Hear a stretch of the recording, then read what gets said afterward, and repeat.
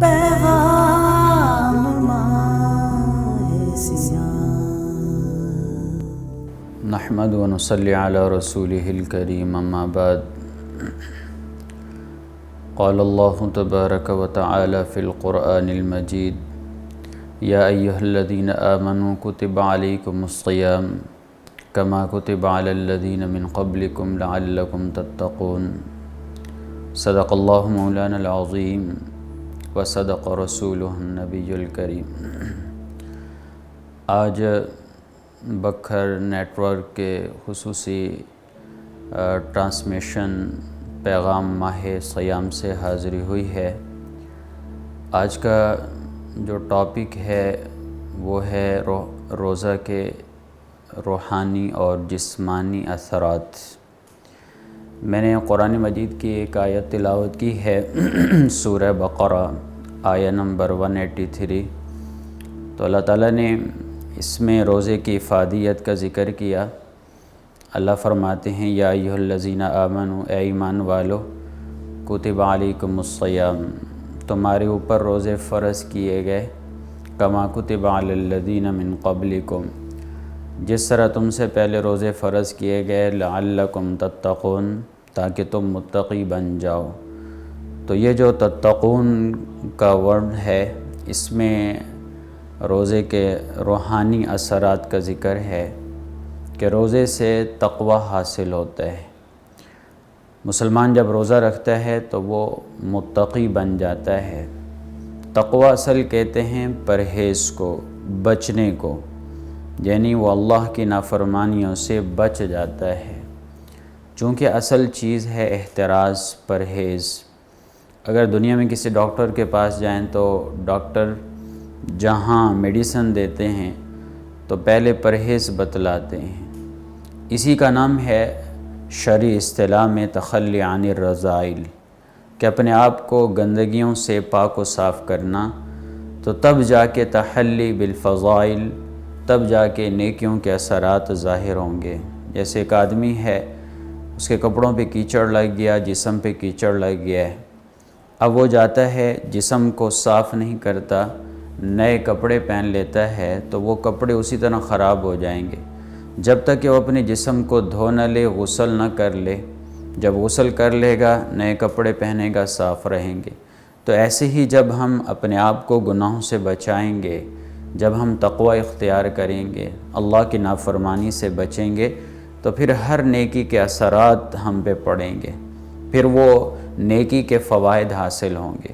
تو اسی طرح روزہ ہے، تو اگر ہم روزہ جس طرح شریعت کا منشا ہے، نبی صلی اللہ علیہ وسلم نے جس طرح روزہ رکھنے کا ہمیں حکم دیا ہے، اگر ہم اسی طرح روزہ رکھیں گے تو یقیناً پھر ہم متقی بن جائیں گے، تقوی کی صفت ہمیں حاصل ہوگی۔ کیونکہ یہ روزہ تو اردو میں ترجمہ کیا جاتا ہے، تو لفظ عربی میں الصیام ہے، الصوم، الصیام۔ تو صوم کا معنی ہے رک جانا۔ تو اب ظاہر ہے کہ ظاہراً تو ایک مسلمان صبح صادق سے لے کر غروب آفتاب تک کھانے پینے سے اور خواہشات کے جو تقاضے ان کے پورا کرنے سے رک جاتا ہے۔ تو جو حقیقی روزہ ہے، جو روزے کے ثمرات ہیں، جو روحانی اثرات ہیں، وہ تب حاصل ہوں گے کہ جب ہم مکمل طور پر گناہوں سے رک جائیں، جسم کو روک لیں گناہوں سے، کانوں کو روک لیں، آنکھوں کو روک لیں، زبان کو روک لیں۔ اس لیے ترمذی شریف کی ایک روایت ہے، نبی صلی اللہ علیہ وسلم سے پوچھا گیا کہ لوگ سب سے زیادہ جو لوگوں کو جہنم میں لے جانے والے اعضاء کون سے ہیں؟ تو نبی صلی اللہ علیہ وسلم نے فرمایا دو ہیں، الفم والفرج، ایک منہ ہے اور دوسری شرمگاہ ہے۔ تو لہذا روزے کی وجہ سے دونوں پہ پابندی لگ جاتی ہے۔ اس لیے تو نبی صلی اللہ علیہ وسلم نے ارشاد فرمایا، بخاری شریف کی روایت ہے، فرمایا الصیام جنہ، روزہ ڈھال ہے۔ پہلے زمانے میں جنگیں ہوا کرتی تھیں تو ڈھال سے دشمن کا وار روکا جاتا تھا۔ تو روزہ ڈھال ہے، گناہوں کے وار آدمی روکتا ہے، شیطانی وار روکتا ہے، نفسانی وار روکتا ہے۔ اور پھر نبی صلی اللہ علیہ وسلم نے اس کی مزید وضاحت کر دی کہ یہ روزہ اس وقت تک ڈھال بنا رہتا ہے کہ ما لم یخرقھا، کہ جب تک آپ اس ڈھال کو پھاڑ نہ دیں۔ تو اس ڈھال کا پھاڑنا کیا ہے؟ کہ جب ہم زبان پہ قابو نہ رکھیں، جب ہم اپنے آپ پہ قابو نہ رکھیں۔ اس لیے بخاری شریف کی روایت ہے، نبی صلی اللہ علیہ وسلم نے ارشاد فرمایا کہ من لم یدع قول الزور والعمل به فلیس للہ حاجۃ ان یدع طعامہ وشرابہ۔ فرمایا کہ جس نے جھوٹ بولنا نہیں چھوڑا اور غلط کام کرنے نہیں چھوڑے تو اللہ کو بھی کوئی ضرورت نہیں ہے کہ اس نے کھانا پینا چھوڑ دیا۔ اب دیکھیں اس حدیث میں نبی صلی اللہ علیہ وسلم نے جو روزے کے روحانی اثرات ہیں ان کے حصول کا عمل بتلا دیا کہ روزے کی حقیقت کیا ہے، کہ زبان کو روکنا ہے غلط باتوں سے، زبان سے ہم نے رمضان میں جھوٹ نہیں بولنا، زبان سے رمضان میں ہم نے کسی کا دل نہیں دکھانا، زبان سے رمضان میں ہم نے کسی کی برائی نہیں کرنی۔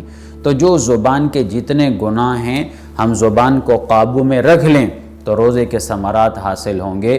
اسی طرح ایک حدیث میں آتا ہے، بخاری شریف کی روایت ہے، نبی صلی اللہ علیہ وسلم نے ارشاد فرمایا کہ اذا کان یوم صوم احدکم فلا یرفث ولا یسخب فإن صابہ احد او قاتلہ فلیقل انی امرؤ صائم۔ فرمائیں کہ جب تم روزے میں ہو اور تو تمہیں بیہودہ بات نہیں کرنی چاہیے، یعنی کوئی بیہودہ بات نہ کرو اور کسی سے جھگڑا بھی نہ کرو۔ اگر کوئی تم سے لڑنا جھگڑنا چاہتا ہے تو اس کو ایک سیدھا سا جواب دے دو کہ بھائی میں روزے دار ہوں، میں نے اپنے آپ پہ قابو پانا ہے، میں نے روزے کے روحانی فوائد حاصل کرنے۔ تو لہٰذا روحانی فوائد یہی ہیں، اثرات یہی ہیں روزے کے، کہ انسان متقی بن جاتا ہے۔ اور ظاہر ہے کب بنے گا؟ جب ہم نبی صلی اللہ علیہ وسلم کے ان اصول کو مد نظر رکھ کے روزہ رکھیں گے تو تب وہ حقیقی روزہ ہوگا کہ ہم زبان کی حفاظت کریں، آنکھ کی حفاظت کریں، کان کی حفاظت کریں، ہاتھوں کی حفاظت کریں، پاؤں کی حفاظت کریں، کہ ہمارے یہ اعضاء اللہ کی نافرمانی میں استعمال نہ ہوں۔ تو پھر دیکھنا کہ کس طرح روزے کے فوائد حاصل ہوتے ہیں، اور پھر یہ بظاہر تو انسان ہوں گے ہم، لیکن فرشتہ صفت انسان بن جائیں گے۔ یہ روزے کا روحانی اثر ہے، اور اللہ نے خود فرمایا لعلکم تتقون، لوگوں میں نے روزہ اس لیے فرض کیا تاکہ تم متقی بن جاؤ، تاکہ تم تقوی اختیار کرنے والے بن جاؤ۔ اور تقوی ہی سے اللہ کا قرب حاصل ہوتا ہے۔ جب آدمی تقوی اختیار کرتا ہے، قرآن مجید میں ایک اور جگہ اللہ فرماتا ہے وَمَن يَتَّقِ اللَّهَ يَجْعَلْ لَهُ مَخْرَجًا وَيَرْزُقْهُ مِنْ حَيْثُ لَا يَحْتَسِبُ، کہ جو آدمی تقوی اختیار کرتا ہے تو اگر وہ مشکلات میں گھر جائے تو اللہ مشکلات سے نکلنے کا رستہ آسان کر دیتا ہے، اور اللہ ایسے ذرائع سے اسے روزی دیتا ہے اس کے وہم و گمان میں نہیں ہوتا، تو تقوی سے مشکلات کا حل بھی ہوتا ہے۔ تو یہ تو ہیں روزہ کے روحانی اثرات۔ روزہ کے جسمانی اثرات کیا ہیں؟ تو ظاہر ہے کہ اس میں جو اس فن کے ماہر ہیں ان کے آراء کو بیان کیا جائے گا۔ ڈاکٹر حمید اللہ ایک بہت بڑے رائٹر گزرے ہیں، عظیم سکالر گزرے ہیں، تو اپنے خطبات بہاولپور میں نقل کرتے ہیں۔ ایک یورپین ڈاکٹر ہیں، ڈاکٹر جوائے سرائے، اس کی ایک کتاب ہے روزہ کے نام سے۔ تو اس میں وہ لکھتا ہے کہ آج کل عجیب عجیب بیماریاں آ رہی ہیں، عجیب عجیب امراض پیدا ہو رہی ہیں، تو ان بیماریوں کا حل روزے میں ہے۔ اور پھر وہ طریقہ بھی بتلاتا ہے، چونکہ وہ نان مسلم ہے تو وہ کہتا ہے کہ سال میں اگر ایک آدمی 7 ہفتے روزے رکھ لے، ٹوٹل 42 تعداد بنتی ہے، 42 دن روزہ رکھ لے تو وہ خطرناک قسم کی بیماریوں سے بچ جائے گا۔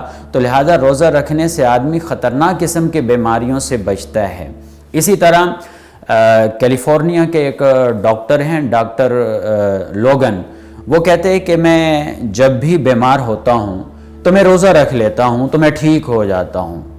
اسی طرح شکاگو یونیورسٹی کا ایک ڈاکٹر ہے، تو وہ اپنی ریسرچ میں لکھتا ہے، وہ کہتا ہے کہ جو حیران کن علاج ہیں، روحانی طاقت سے ہٹ کر جو حیران کن علاج ہے بیماریوں کا، وہ انسان کا فاقہ کرنا ہے، یعنی روزہ رکھنا ہے۔ تو روزہ رکھنے کو شکاگو یونیورسٹی کا ڈاکٹر جو ہے وہ کہہ رہا ہے کہ یہ حیران کن علاج ہے بیماری کا۔ تو لہٰذا روزے سے کئی بیماریاں دور ہو جاتی ہیں، اور 1400 سال پہلے نبی صلی اللہ علیہ وسلم کے ذریعے اللہ نے ہمیں یہ حکم دیا، نبی صلی اللہ علیہ وسلم نے روزہ رکھنے کا حکم دیا، تو گویا کہ ایک جسمانی فائدہ بھی ہے اس میں کہ بیماریوں کا علاج ہوتا ہے، اور خصوصاً جو کولیسٹرول ہے، یہ جو بیماری ہے، کچھ عرصہ قبل پشاور کے میڈیکل یونیورسٹی میں تجربہ کیا گیا 20-25 افراد پہ کہ ان کا کولیسٹرول لیول کافی حد یعنی خطرناک حد تک پہنچ چکا تھا۔ تو رمضان کے درمیان میں شروع میں ٹیسٹ کیا گیا، درمیان میں ٹیسٹ کیا گیا، اینڈ پہ تو جو انتہائی خطرناک حد تک لیول تھا تو اینڈ پہ آ کے بالکل نارمل ہو گیا اور کولیسٹرول ان کے اندر ختم ہو گیا۔ یہ روزے کے برکات ہیں۔ اسی طرح جانوروں پہ بھی یہ تحقیق کی گئی، یہ برفانی علاقوں میں جب برف پڑتی ہے، کھانے پینے کا نہیں ہوتا، تو وہ جانور جو بھوکے رہتے ہیں، فاقے میں رہتے ہیں، تو ان کی بیماریاں بھی، جو جانوروں کی بیماریاں ہیں، وہ ختم ہو جاتی ہیں۔ تو بہرحال روزے کے اصل تو مسلمان تو یہ ذکر کرنے کا مقصد جو میڈیکلی حوالے سے ہے، جسمانی حوالے سے، یہ مقصد صرف اسلام کی حقانیت کو واضح کرنا ہے نان مسلم لوگوں کے لیے کہ تمہاری تحقیقات یہی کہہ رہی ہیں، لیکن ایک مسلمان کیا نظریہ رکھ کے روزہ رکھے، کیا ذہن بنا کے روزہ رکھے، مسلمان کے لیے تو بس یہی ہے کہ میرے اللہ اور نبی صلی اللہ علیہ وسلم کا حکم ہے، میں نے یہ عمل کرنا ہے۔